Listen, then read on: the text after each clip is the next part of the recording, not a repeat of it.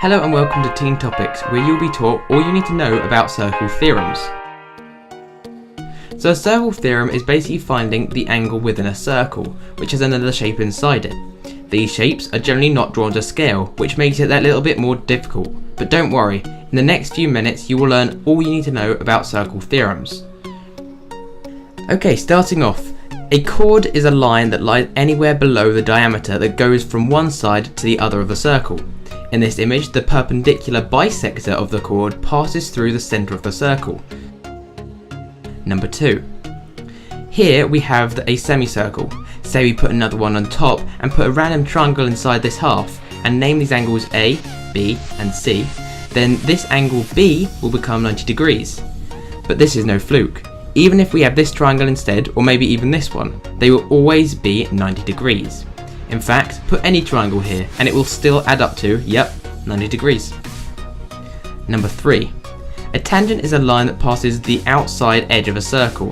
When this line is touched by the radius, that means the angle will be 90 degrees. Number 4. A subtended angle is almost like our eyesight. When we look at an object, our vision is focused on that. Taking this tree and this man for instance, the subtended angle is 22 degrees. The subtended angle is basically the line, arc or object opposite to the inner triangle. Number 5. Angles in the same segment subtended by the same arc are equal. For example, ABC is the same as ADC. Number 6. When you have an arrowhead shape inside a circle, the inner angle here is twice this angle at the circumference. Number 7. The diagram shows a cyclic quadrilateral, which is a four-sided shape with all of its corners touching the circumference. What is different about this is that the opposite angles both add up to 180 degrees, so A and C would add up to 180, and B and D, same thing. Number 8. Going back to the tangents, if you do not remember, go back to number 3, then the lengths of the two tangents would equal the same amount.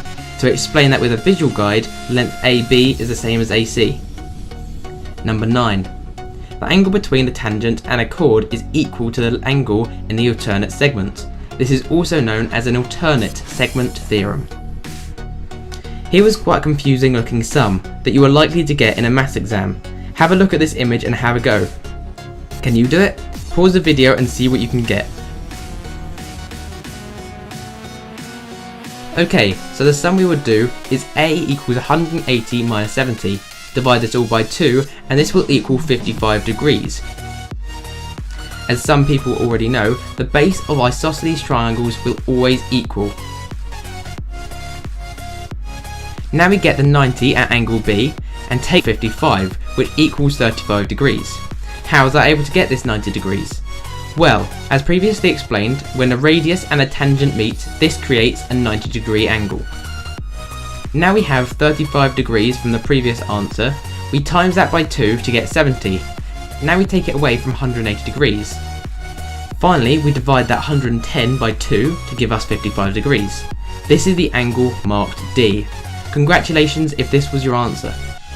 If there is anything you do not quite understand, give me a shout out in the comments down below and I will happily answer your question.